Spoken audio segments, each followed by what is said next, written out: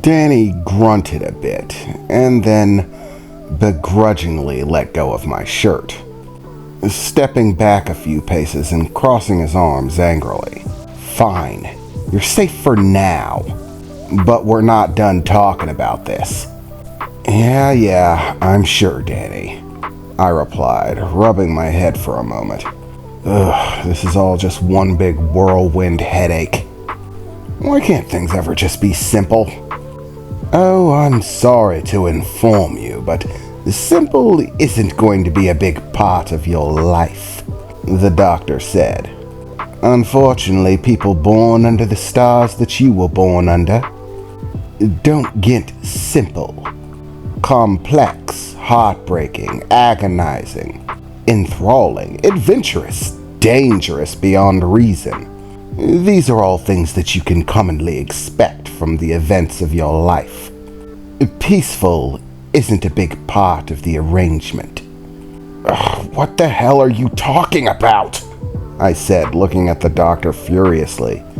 I've had enough of the secrecy bullshit. What is this born under the stars crap? Fine, the doctor replied. I'll explain for the simpleton. Everyone, regardless of who you are, is born, and within the events of your life falls within set patterns. Most of these patterns can be quite mundane, and include options like having a peaceful, quiet life, if you so choose it. However, very specific signs are often destined by circumstance to be drawn into, well, let's call them unfortunate events.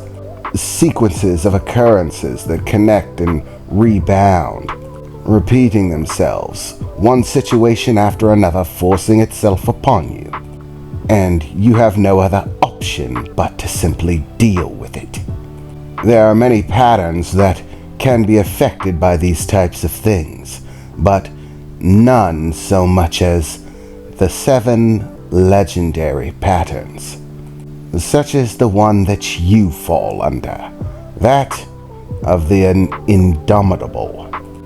The indomitable? Legendary patterns? Yes, there are 7 in total legendary patterns. These patterns, above all others, are both dreaded and by many sought. There are those that would give their dying breath to have a chance at being one of the 7 legendary patterns, and others who would give basically anything not to be.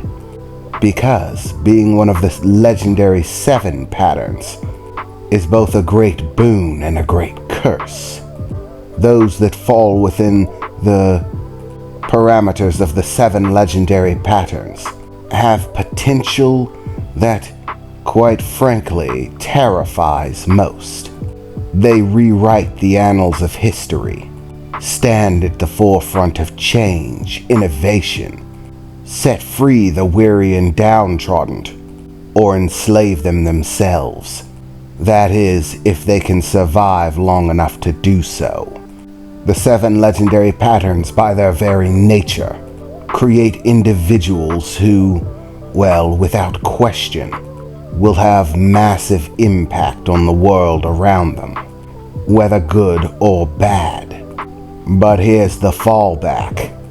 The 7 legendary patterns create energy for the universe. You see, the entire universe and everything in it is nothing but one big complex machine, and everything in it is just a moving gear, a part that generates power that fuels it. The 7 legendary patterns are, well, some of the most complex and intricate machines that the universe can create. They are capable of generating massive amounts of energy for the universe through their actions and interactions. However, once they develop to a certain point, the level of power that they create and wield, well, it becomes dangerous. granting them far too much power, too much effect on the universe around them, disrupting the equations throughout the universe, all of the other patterns and how they fulfill, come into fruition, or don't.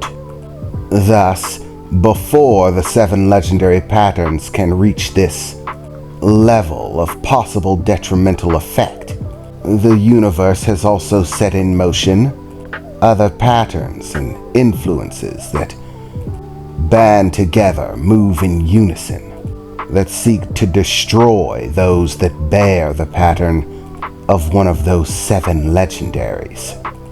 Basically, the universe wants to kill you, so it's not exactly going to be fair. It understands the power that you might one day wield, and thus seeks to destroy you before you can achieve it. Getting a raw deal is just sort of something you're going to have to learn to live with. You know, every time I ask you a question, I regret it. Because everything that comes out of your mouth just makes my head hurt. It all just sounds like nonsense, I replied, shaking my head. Oh, yes, this coming from the Nanite Man. I thought you'd have a broader perspective by now. But I suppose some things never change. None of it matters anyways, I replied.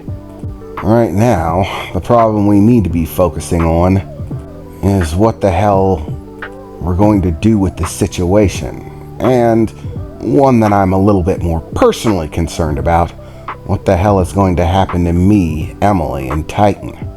There are still so many questions up in the air. We know nothing about our abilities. What if we mess up and blow ourselves up or something? It's not something that I feel like being experimental with. More solid knowledge is definitely what we need. And at that very moment, as if I had summoned it up myself, as they say, call the devil and he'll knock at your door.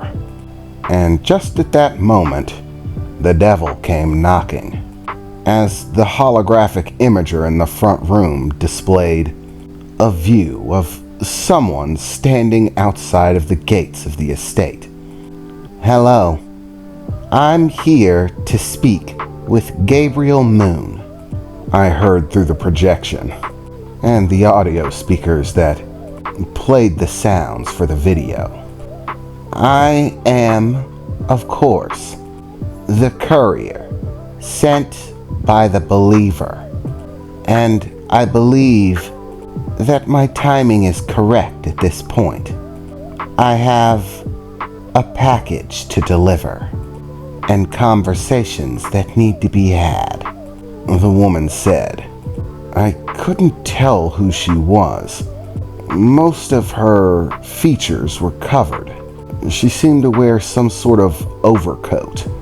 It wasn't typical for the styles around Newgate City, but it did cloak most of her body, and there was a hood over her head, so I couldn't really make out any features. I could see that she seemed to be carrying some sort of package, a large case, like a travel bag, one of those metal containers that have wheels on them, and a handle for you to pull them around.